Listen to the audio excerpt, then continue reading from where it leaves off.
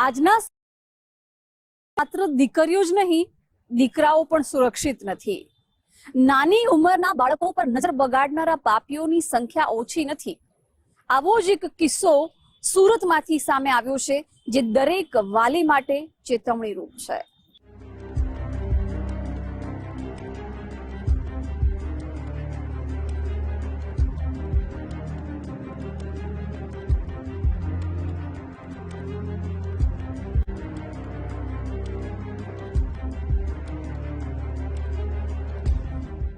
અજાણી કોઈ પણ વ્યક્તિ તમને કંઈ પણ ખાવાનું આપે તો ખાતા નહીં.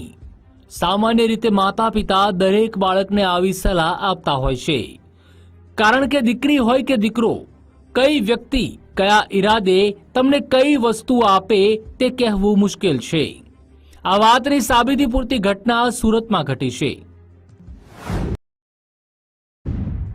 સુરતમાં બાળકો ચોકલેટ અંકલથી રહેજો સાવધાન.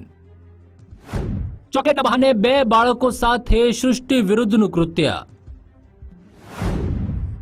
માસૂમોને અવાવરૂ જગ્યાએ લઈ જઈ પૂરી કરી મેલી મુરાદ.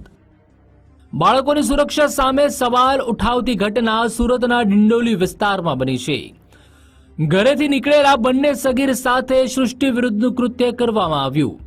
આ બાબતે નોંધાયેલી ફરિયાદના આધારે પોલીસે માસૂમો સાથે બદકામ કરનાર નરાધમની શોધખોળ હાથ ધરી હતી.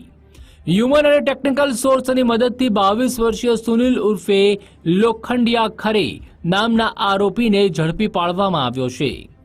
આરોપી વિરુદ્ધ પોક્સો તેમજ ગુનાહિત ધમકી સહિતની કલમ હેઠળ ગુનો નોંધી કાયદેસરની કાર્યવાહી હાથ ધરાઈ છે. તે વખતે આ ગુનો અનડિટેક હતો,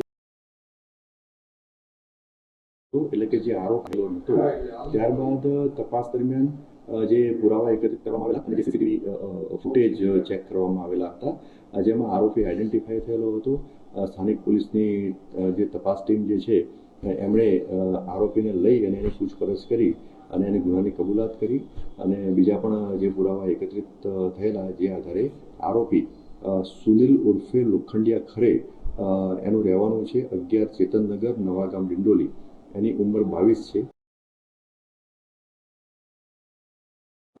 એમની કાર્યવાહી છે.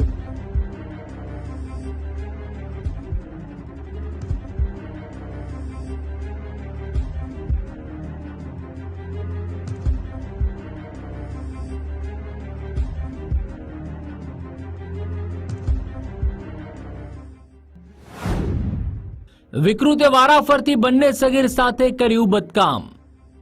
ભોગ બનનાર એક સગીર 10 વર્ષનો છે, જ્યારે બીજો સગીર 11 વર્ષનો છે. આ ઘટના 10 દિવસ અગાઉ બની હતી. પોલીસ ફરિયાદ મુજબ 25 સપ્ટેમ્બરની બપોરે બંને મિત્ર ત્રિપાઠી હોસ્પિટલ નજીક વડાપાઉં ખાવા ગયા હતા. બપોરે લગભગ 1:30 વાગે બંને ઘરે પરત ફરી રહ્યા હતા, ત્યારે આરોપીએ વાતચીત કરી ચોકલેટ આપી બંને બાળકોને વિશ્વાસમાં લીધા.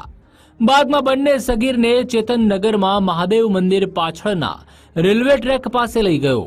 ત્યાં આરોપીએ પહેલા 11 વર્ષના બાળક પર અને પછી 10 વર્ષના બાળક સાથે અમાનવીય કૃત્ય આચર્યું હતું. બાદમાં છરી બતાવીને બંને બાળકોને આ વિશે કોઈને ન કહેવાની ધમકી આપી હતી. એટલું જ નહીં, આરોપીએ બાળકોને ફરીથી તેની સાથે આવવા પૈસાની પણ લાલચ આપી હતી. જોકે બનાવની સાંજે એક સગીરે તેના પિતાને આખી વાત જણાવી, જેના કારણે પાપીના પાપ પરથી પડદો ઉંચકાયો. વડાપાઉં ખાઈ અને પાછા જઈ રહ્યા હતા. એ દરમિયાન એમને એક અજાણ્યો વિષમ મળેલો હતો અને એને આ 2 બાળકોને એવું કહેલું હતું કે તમે મારી જોડે આવો, તમને હું ચોકલેટ આપીશ, ચોકલેટ ખવડાવીશ, એમ કરી અને એને લાલચ આપી અને બંને બાળકોને લઈ ગયેલો હતો અને આ બંને બાળકો ઉપર સેક્સ્યુઅલ એસોલ્ટ કરેલો હતો, જે અનુસંધાને આ ગુનો દાખલ થયેલો હતો. આરોપીનો ગુનાહિત ઇતિહાસ પણ જણાઈ આવેલ છે, જેમાં એક 2019માં એક ખૂનનો ગુનો દાખલ થયેલ છે. તેના સિવાય સચિન પોલીસ સ્ટેશનમાં એટેમ્પ્ટ ટુ મર્ડરનો ગુનો દાખલ થયેલ છે અને લિંબાયત પોલીસ સ્ટેશનમાં એક મોટરસાયકલ થેફ્ટનો પણ ગુનો દાખલ થયેલ છે. આમ આ આરોપીના વિરુદ્ધમાં ગુનાહિત ઇતિહાસ છે. હાલમાં આરોપીની ધરપકડ કરી અને આગળની કાયદેસર કાર્યવાહી હાથ ધરવામાં આવી. સુરતમાં 2 સગીર વયના બાળકો સાથે ગંદુ કામ કરનાર આરોપીને પોલીસે ઝડપી પાડ્યો છે, પરંતુ આ ઘટના તમામ માતા પિતા માટે લાલ બત્તી સમાન છે. આવા નરાધમોથી બાળકોને બચાવવા માટે વાલીઓએ સતર્ક રહેવું પડશે.